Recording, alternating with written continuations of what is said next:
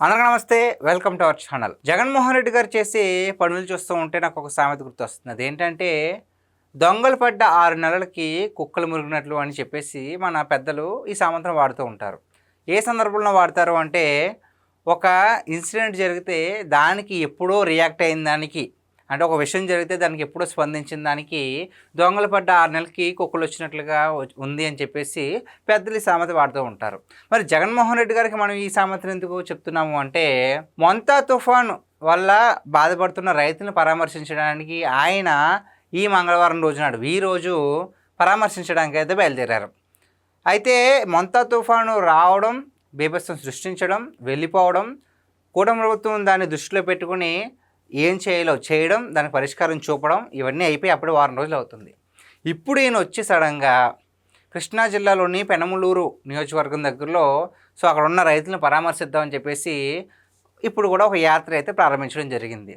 మరి జగన్మోహన్ రెడ్డి గారి పర్యటన చేసినప్పుడు ఇలా జరుగుద్దా, లేదంటే ఆయన ఎక్కడికి వెళ్ళినా ఇలాగ అవుద్దా తెలియదు. కానీ జగన్మోహన్ రెడ్డి గారు ఈ మధ్యన ఏ పర్యటనకు వెళ్దామన్నా సరే ఏదో ఒక ప్రమాదం జరుగుతూనే ఉంటుంది. మరి నాకు అర్థం కావట్లా, ఆయన వల్ల ఎలా జరుగుతుందా లేదంటే ఎందుకు అనేది నాకు అసలు అర్థం కావట్లా. కాకపోతే ఎప్పట్లాగే జగన్మోహన్ రెడ్డి గారు ఏం చేశారు, పోలీసులు అనుమతించిన దానికంటే ఎక్కువ మంది జనం వెళ్ళడం, అంతేకాకుండా విచిత్రం ఏంటంటే ఆయన వెళ్ళేదేమో రైతులను పరామర్శించడానికి, కానీ ఏ విధంగా వెళ్ళారు చెప్పండి, డీజే బాక్సులు పెట్టుకుని యాత్ర చేస్తున్నారంట.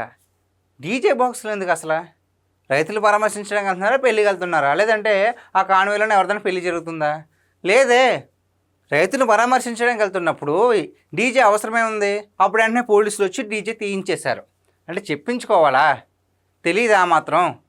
అంతేకాకుండా పోలీసులు పెట్టిన నిబంధనలు ఎప్పుడు ఉల్లంఘిస్తూనే ఉంటారు ఏదో విధంగా. అంటే ఇప్పుడే కాదు, ఇది ఒకటే కొత్త ఏం కాదు, ప్రతిసారి ఇంతమంది రావాలండి, ఇన్ని వాహనాలే పర్మిషన్ ఉందంటే దానికి 2 3 జగన్మోహన్ రెడ్డి గారు తీసుకెళ్తారు. ఎందుకు అంటే ఎక్కువ మంది జనం లేకపోతే జగన్మోహన్ రెడ్డి గారు ఫీల్ అయిపోతారు కదా, అయ్యో నాకేంటి ఇంత తక్కువ మంది ఉన్నారు, నా రేంజ్ ఏంటి, ఎక్కువ డబ్బులు ఇవ్వచ్చు కదా, తీసుకురావచ్చు కదా, కనీసం నాకు ఒక 50,000 మంది అన్నా ఉండాలి కదా అని చెప్పేసి ఆయన లోపలే మదన పడిపోతూ ఉంటారనమాట.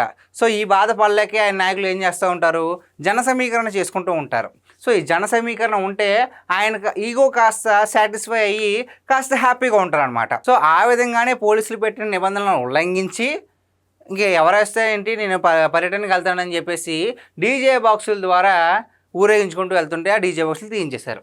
దాని తర్వాత ఎప్పట్లాగే జగన్మోహన్ రెడ్డి గారు ఏ పర్యటనకి వెళ్ళినా సరే ప్రజలకి ఏ విధంగా అయినా సరే ముప్పు వస్తూనే ఉంటుంది, ఏదో ప్రమాదం జరుగుతూనే ఉంటుంది. కాకపోతే ఈసారి ఏం జరిగిందంటే జగన్మోహన్ రెడ్డి గారి కాన్వాయ్లోనే ఒక ప్రమాదం చోటు చేసుకుంది.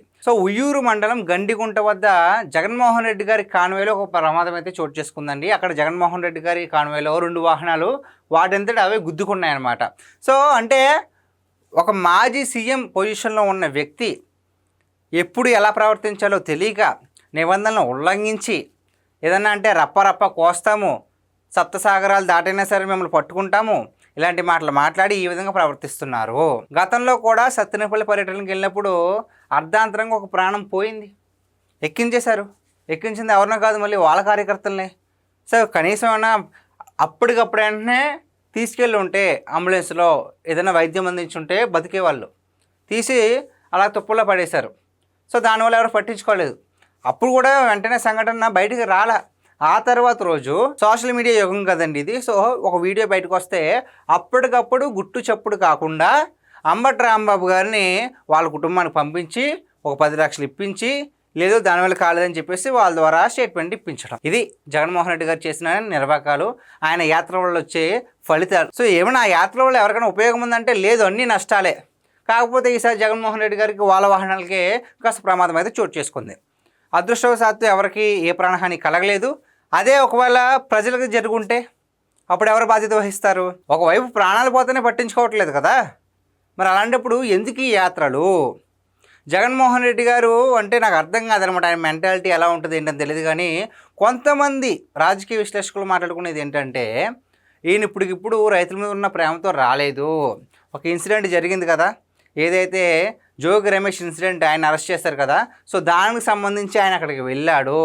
అలాగా డైవర్షన్ పాలిటిక్స్ అనమాట. సో డైవర్ట్ చేస్తే దాని గురించి కాస్త తక్కువ మాట్లాడుకుంటారు కదా అని చెప్పేసి ఇలా జగన్మోహన్ రెడ్డి గారు ఒక మాస్టర్ ప్లాన్ అయితే వేశారు. కాకపోతే ఆయన గుర్తించలేనిది ఏంటంటే, ఏది ఏమైనా జగన్మోహన్ రెడ్డి గారు చేసిన తప్పుల్ని ఎవరు మర్చిపోలేరు, ఎందుకంటే అవి అంత గొప్పగా ఉంటాయి. సో మీరు ఎంత డైవర్షన్ పాలిటిక్స్ చేసినా, లేదంటే కూటమి ప్రభుత్వానికి క్రెడిట్ ఎక్కువ వెళ్ళిపోద్ది అని అనుకుంటారు కదా, నాకు క్రెడిట్ ఇవ్వాలి అని చెప్పేసి. ఆ విధంగానే మరి కూటమి ప్రభుత్వం అంతలాగా ఈయనకి చాలా రూమర్స్ వచ్చాయి కదా. మరి గత ప్రభుత్వ హయాంలో ఏదైనా ప్రకృతి వైపరీత్యం జరిగినప్పుడు ఆయన స్వయంగా పంట పొలాల్లో వెళ్లకుండా ఒక స్టేజీ కట్టించి అక్కడ నుండి పైనుంచి పరిశీలించారనమాట. ఎలాగెలా పరిశీలించారు. సో ఆ విధంగా పరిశీలించినందుకు చాలా ట్రోల్స్ వచ్చాయి కదా.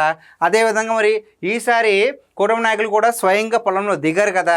సో వెంటనే వెళ్తే బురద అంటుకుంటుంది కాబట్టి ఓ 4-5 రోజుల తర్వాత కాస్త బురద తగ్గుద్ది, సో వాతావరణం కాస్త తగ్గింది కాబట్టి బురద తగ్గుద్ది, నడవడానికి బాగుంటుందని చెప్పేసి జగన్మోహన్ రెడ్డి గారు ఇప్పుడు వెళ్ళారా అని చెప్పేసి చాలామంది మాట్లాడుకుంటున్నారు. మరి జగన్మోహన్ రెడ్డి గారు ఎందుకు ఈ విధంగా, అసలు వాళ్ళకి ఉపయోగం లేకుండా, ప్రజలకు ఉపయోగం లేకుండా, ఎవరైతే ఎందుకు యాత్ర చేపడుతున్నారో వాళ్ళకి కూడా ఉపయోగం లేకుండా ఎందుకు చేస్తున్నారు అనేది ఆయనకి ఒక ఐడియా ఉండాలి. సో గైస్, ఇది ఈరోజు మన వీడియో. ఈ వీడియో పైన మీ విలువైన అభిప్రాయాన్ని కామెంట్ రూపంలో తెలియజేయండి. Thank you.